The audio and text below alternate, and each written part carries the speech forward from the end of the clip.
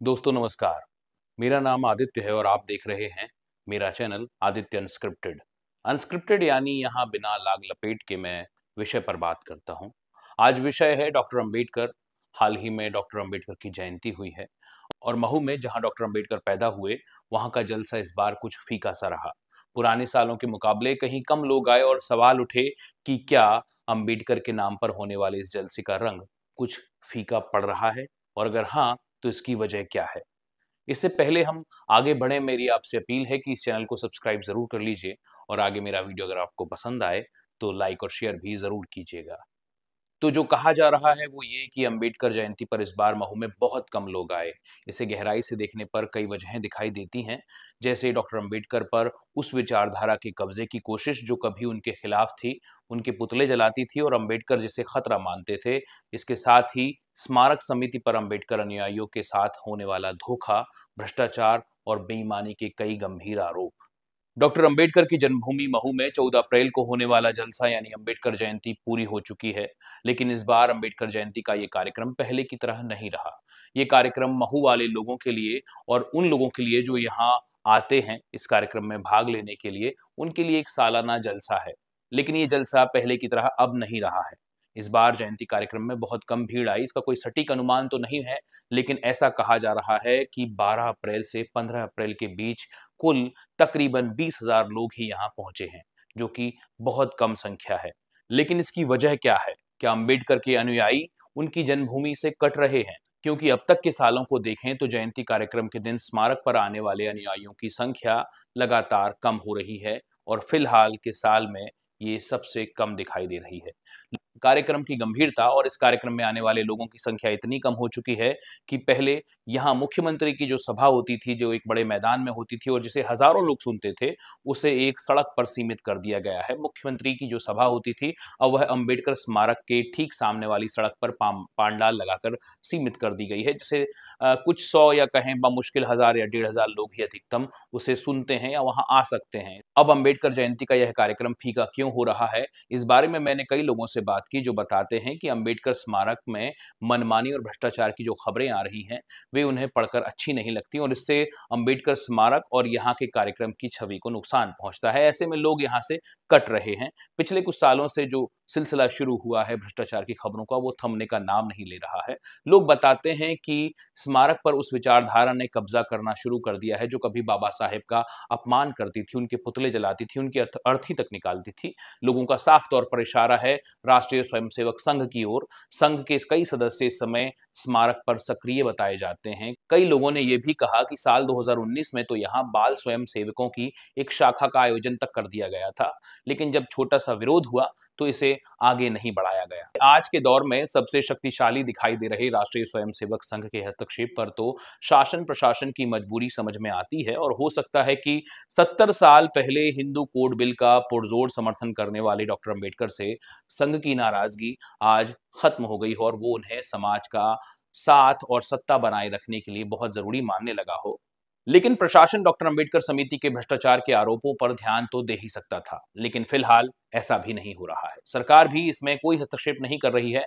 इस स्मारक के रख रखाव के लिए एक समिति काम करती है। इसमें लोग अच्छे पदों पर शामिल होना चाहते हैं क्योंकि अंबेडकर के सामने सजदा करने वाले प्रधानमंत्री और मुख्यमंत्री जैसे ताकतवर लोगों से यहाँ सीधे संपर्क हो जाता है, नाम मिलता है और फिर शायद पावर की उम्मीद भी बंध जाती है।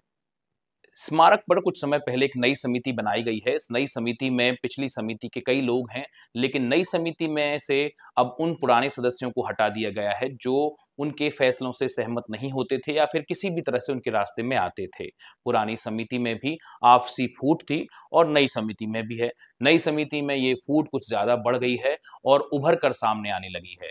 नई समिति में भी झगड़े जारी हैं और इसमें बिखराव भी जारी है। समिति के मौजूदा सचिव राजेश वानखेड़े पहले ही समिति के एक अहम सदस्य रह चुके हैं और वे भाजपा से इंदौर में नगर निगम का चुनाव भी लड़ चुके हैं और भाजपा नेताओं के वे करीबी भी माने जाते हैं। तो समिति के सचिव और भाजपा से जुड़े रहे इन राजेश वानखेड़े पर भ्रष्टाचार और मनमानी के आरोप लग रहे हैं। जैसा मैंने आपको पहले बताया कि वे स्मारक समिति में पहले ही सदस्य रहे हैं और पहले भी उनके खिलाफ लोग बोलते रहे हैं, लेकिन अब यह सिलसिला खून खराबे तक आ गया है, क्योंकि अब वे पूरी तरह से स्मारक संचालन समिति के अनौपचारिक रूप से प्रमुख हैं और कहा जाए तो ड्राइविंग सीट पर वे ही हैं।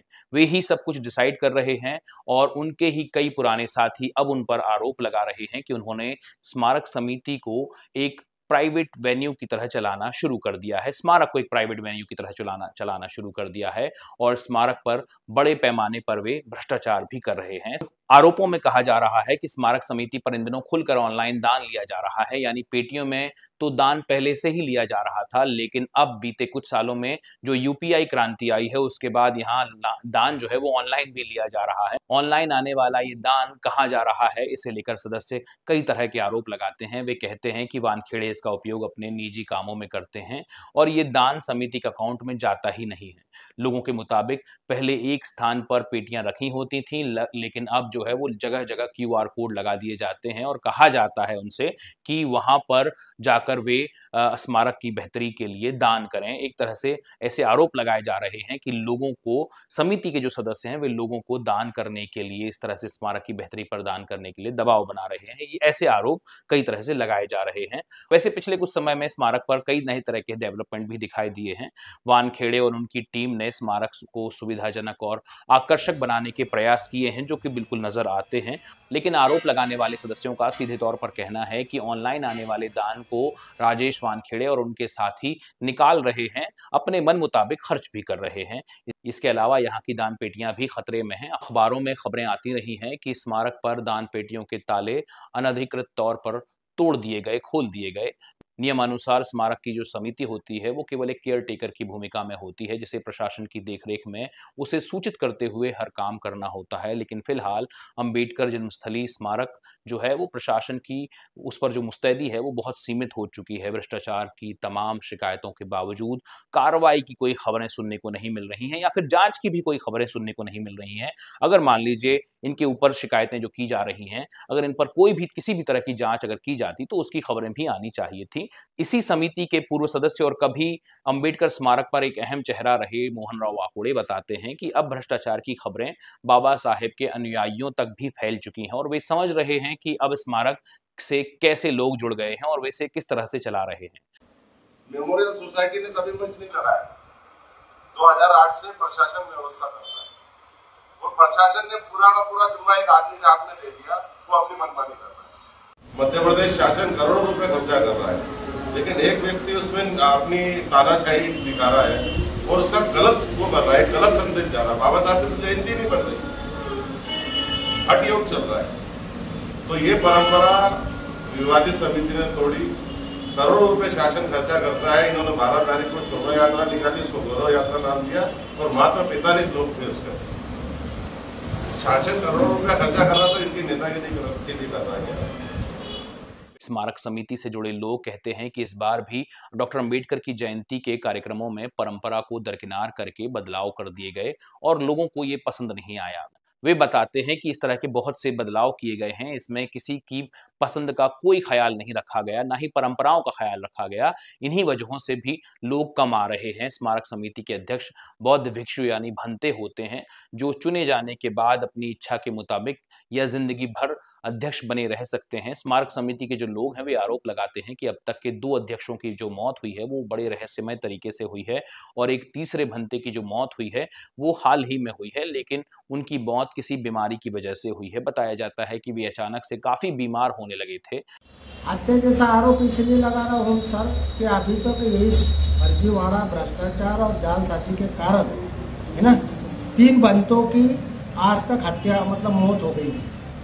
एक की आकस्मिक मौत हो गई है, दूसरे ने फांसी लगा के ये करी है और तीसरे को मानसिक पीड़ा और जेल जाने के डर से हो गई है। दोनों बनते के इन लोगों को परेशान करना यानी मौत के लिए मतलब उस प्रोत्साहित करना का कार्य सचिव महोदय ने किया, इसलिए राजेश वानखेड़े ने किया। इसलिए किया है कि इनके जो कोरे लेटर पैड और कोरे चेक का दुरुपयोग करके इसने शासन प्रशासन को सभी को गुमराह कर रहा है, सभी जगहों पे फर्जीवाड़ा करके रखा है और उस फर्जीवाड़ा में अध्यक्ष महोदय को फंसाया गया। लेकिन आप लोगों ने शिकायत की है, जहाँ तक मुझे जानकारी है, तो उस पर प्रशासन शासन क्या कर रहा है?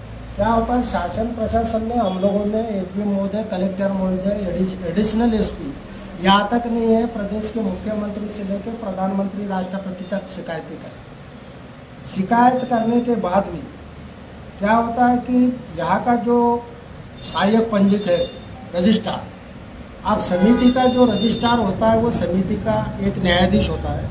विवादित परिस्थिति में न्याय करने का अधिकार ये समिति के रजिस्ट्रार को होता है, और अगर न्यायाधीश ही भ्रष्ट होता है तो वो न्याय कैसा करेगा? कह सकते हैं कि डॉक्टर अंबेडकर के जन्मस्थान पर विपरीत विचारधारा को जगह देना, उनकी जन्मस्थली स्मारक पर एकाधिकार की कोशिशें, भ्रष्टाचार और बेहद अश्लील किस्म के विवाद और झगड़े जैसे कई आरोप जो यहाँ लग रहे हैं, जिन पर कोई कार्रवाई नहीं हो रही। ऐसे में डॉक्टर अंबेडकर की जन्मस्थली के रखरखाव को लेकर लोग भी निराश हैं और कहा जा सकता है कि इसी वजह से उन्होंने अब 14 अप्रैल को यहाँ आना थोड़ा कम कर दिया है। वैसे जो आ रहे हैं उनके सामने भी समस्याएं कम नहीं हैं। अकोला महाराष्ट्र से इंदौर आने वाली ट्रेन बीते कुछ सालों से बंद है। ऐसे में उन्हें काफी बड़ा चक्कर लगाकर महू पहुंचना होता है। प्रधानमंत्री, रेल मंत्री और मुख्यमंत्री को यहाँ आने वाले अंबेडकर के इन अनुयायियों को गौर से देखना चाहिए, उनसे मिलकर बात करनी चाहिए। तब उन्हें पता चलेगा कि अपनी बेहद कमजोर आर्थिक हालत के बावजूद, सैकड़ों किलोमीटर दूर से मुसीबत भरा सफर करने के बावजूद भी ये लोग अंबेडकर को देखने के लिए, अंबेडकर की जन्मस्थली को देखने के लिए महू क्यों आते हैं और अंबेडकर उनके लिए क्या मायने रखते हैं। कैसे ये लोग आम दिनों में अंबेडकर स्मारक के आसपास खुले आसमान के नीचे पड़े रहते हैं ताकि वे उस जगह पर कुछ देर ठहरने का एहसास अपने जीवन में संजो सकें, जहां उनके जीवन को बदलने वाला एक व्यक्ति पैदा हुआ जो उनके लिए मसीहा है, भगवान है। अगर आपको मेरा वीडियो पसंद आया हो तो इसे लाइक और शेयर जरूर कीजिएगा और मेरे चैनल को भी सब्सक्राइब कीजिएगा और इसे ज्यादा से ज्यादा लोगों के साथ शेयर भी कीजिएगा।